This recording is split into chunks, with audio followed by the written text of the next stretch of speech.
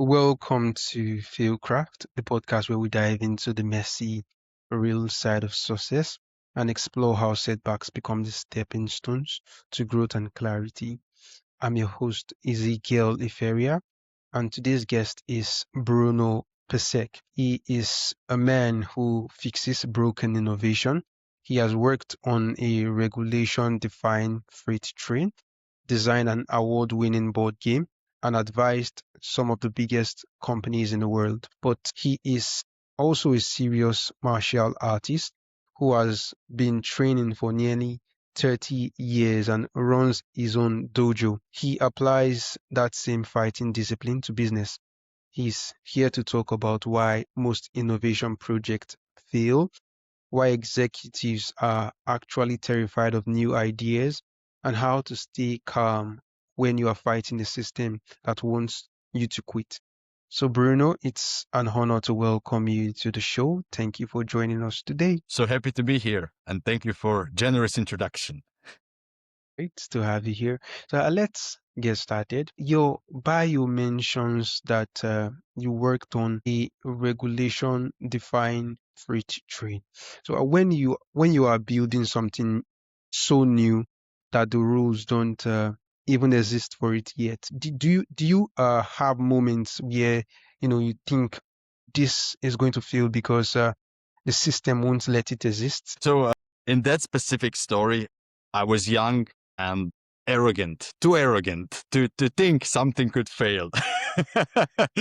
So we were 100% convinced this is going to be perfect. Everybody's going to love it. And in this specific case, it was actually customer who asked us to make this for them. And the point was that the customer themselves did not believe that was possible. But me, we were actually a group of engineers. We worked on it very hard, very dedicated, and we managed to create something that there was no regulations for. So we arranged all of that. And then when it went to market, it completely flopped. So technically, it was the best possible product because objectively there was nothing like it, but it was not selling. In our case, it was not selling because other customers did not believe it was possible to make something like that. Now, for me, this was very important failure because I realized, hey, making great products and services is not just about technical side. It's not just about technical specifications and performances. You also have to think about the story, the brand, how people perceive value, how people interact inside the company, between the companies. So this for me was very painful, but very important learning, because if I didn't have that, I would always think, what we imagine we can make, and it's always going to be 100% success. But it's not always like that. Okay, thank you very much for sharing that with us, Bruno. So you say that executives fear innovation. Most leaders say they want new ideas, but you argue they are actually scared of them. What are they so afraid of, in your opinion? Is it losing money or perhaps looking stupid if things doesn't go too well? You're on it. It's not money. It's the second thing. Not necessarily looking stupid, but losing reputation, losing Mm, faith.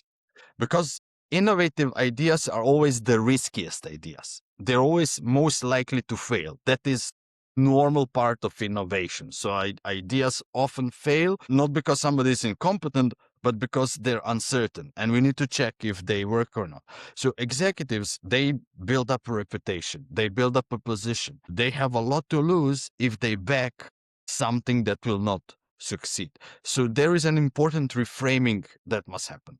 It is good to protect the organization from wasting time, money, resources, but it is not good to allow that fear to prevent you from investing in innovative ideas that can create new revenue, increase profits, increase productivity, and all the great stuff. So what executives can do is, instead of releasing all the money, all the investment at once, they can ask the innovators, the people that come with the idea, okay, but what is the smallest thing you can test? What is the smallest thing you can do to make a better decision? And then when innovators tell them that, they can release a smaller part of funding, a smaller part of investment, which protects the organization, doesn't risk the reputation of the executive, and still provides a pathway to creating more value through ideation, innovation, and all the connected processes. And it's important to realize this for innovators. Leaders, executives don't hate necessarily your idea, but they're thinking about many things at once. And to promote your idea, you have to take into consideration how they're thinking, what is driving them, what is stopping them as well. All right, all right. So, you've been a martial artist since 1997. That's a very long time ago. I wasn't born then, to be honest. And you run a dojo. So in fighting, you learn that you will get hit. So do you think modern business leaders are too fragile? Do they quit the moment they take a punch? I'd like to hear your own thoughts on how this relates. Okay, this is a good question to reflect on, Ezekiel. So practicing martial arts, luckily in most of the world, it's recreational. You're not practicing martial arts like a few thousand years ago because you need to go out and fight for your life. In most cases, we don't have to do that anymore. But what martial arts teaches you is to stay calm, to develop discipline, and um, to not allow disruptions and sudden events to shake you too much so you can make a better decision. You raise a good question. Are executives today too fragile? I would say that there is an element of fragility, but not like people think. There is an element of fragility not in a sense that they're afraid to roll with the punches, but rather that that fragility is expressed as additional aggression. So there can be a lot of aggression in various forms. When somebody brings up an idea and they're immediately, what a stupid idea. Why did you even bring that up? That is more aggression than necessarily some sort of defensiveness, etc. But that can be driven by that fragility. So there is also what we can see. Was that because of COVID or was that because of other reasons? It's difficult to say, maybe in few years, but what I've been observing is that people have less patience for Mm, each other, less patience for the business, less patience for connection, getting to know each other, working together. And developing idea is about connecting people and ideas, because ideas do not get developed by themselves. They're developed by people. And if you cannot connect those things, it's very difficult to build a successful business around it. all right, Bruno, thank you very much for that amazing response. So you teach what you call the nine big don'ts of innovation. So if you had to pick the absolute worst one of them, the mistake that kills a project 100% of the time. So what would you say it is? Okay.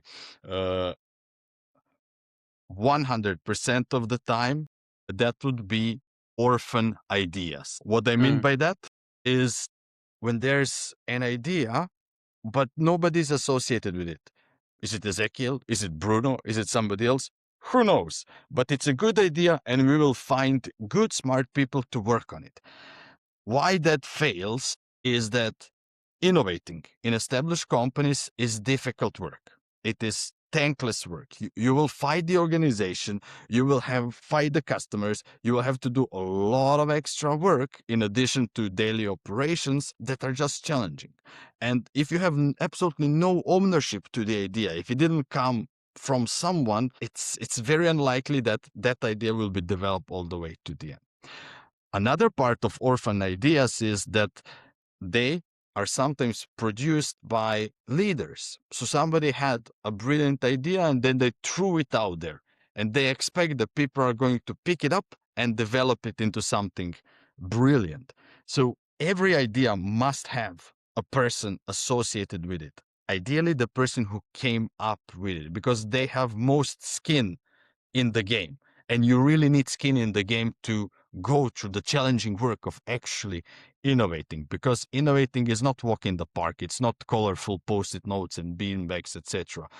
Developing an innovative idea can take years, not weeks or months. It can take years before that idea is something tangible in the market, generating revenue or other positive business results.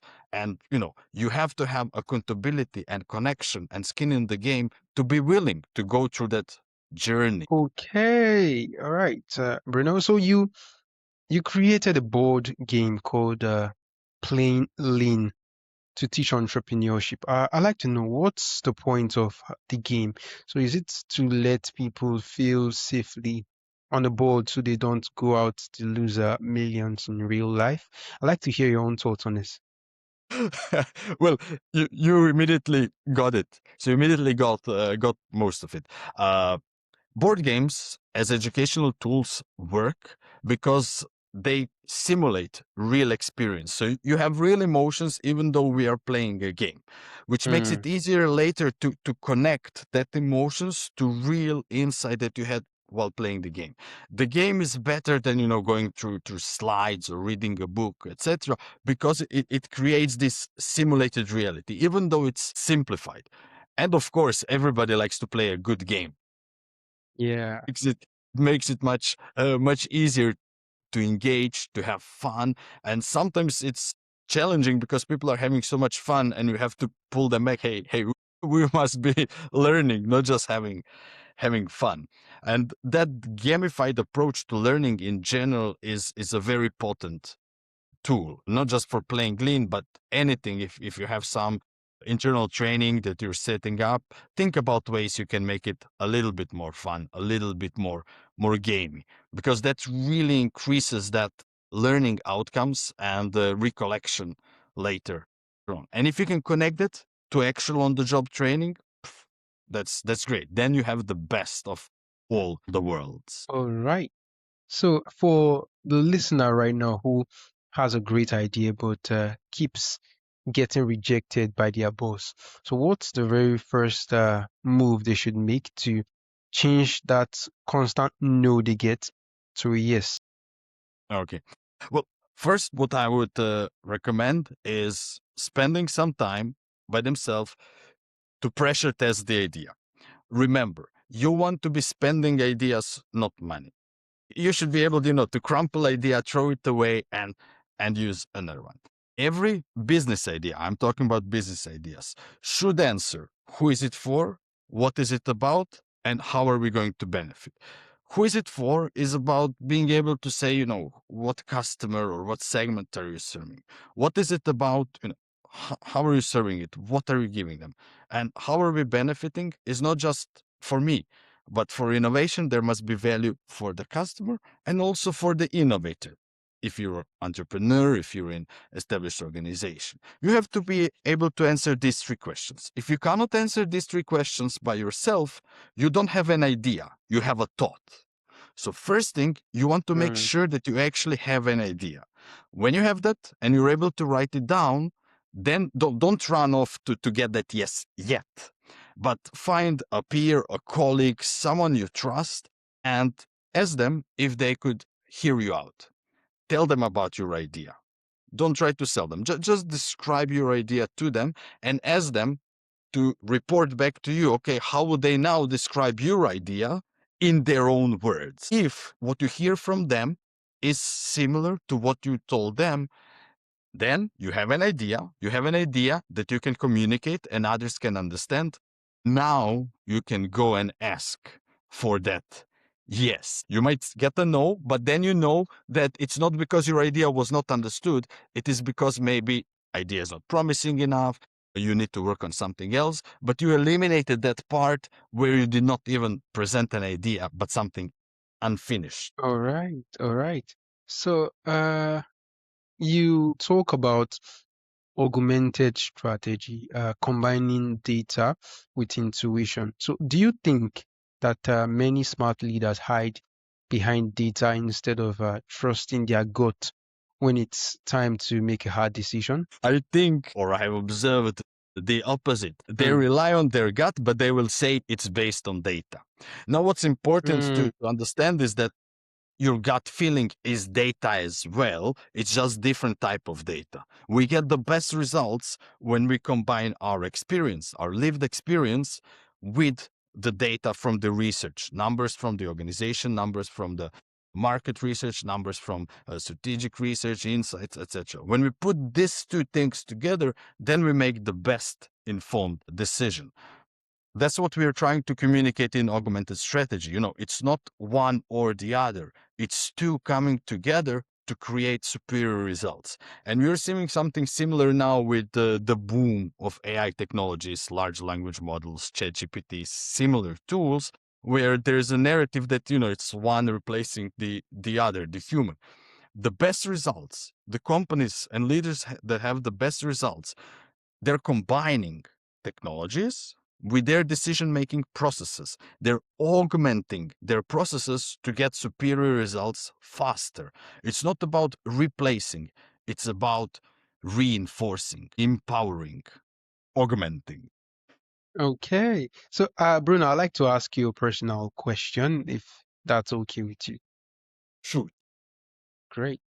So, after mastering martial arts and navigating the corporate world, I'd like to know, what does being successful truly mean to you now? Ooh, that's a deep question. What I would say, being successful, what it means to me is being free to choose what you spend your time on, who you work with, what you work on, being able to contribute to the society, to the community for the betterment of us all. That is for me success. It's not just, banking account, it's not just time, etc., but what we do with that time. So I've been training, Mm, as you said, for a long time, but I'm also instructor and I love the most training kids because they're the future. I do a lot of work with large companies, but I also do a lot of pro bono lectures, workshops, talks, for high schoolers, for young children, etc., because they're our future.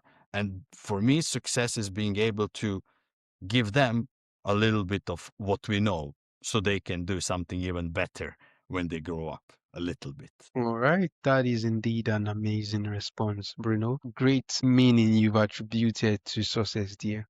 So, finally, for our listeners who want to go read your articles, check out your work, or follow you, or perhaps connect with you online. So, where is the best place for them to go? Well, the easiest place is to head to my website. So that is www.pesec.no. And of course, Ezekiel has my private contact information, so you can always reach out to him as well. Yeah, yeah. Bruno, it's been a really fun and interesting time having this conversation with you today, and I am indeed excited and honored to have you on the show. Thank you very much. Thank you.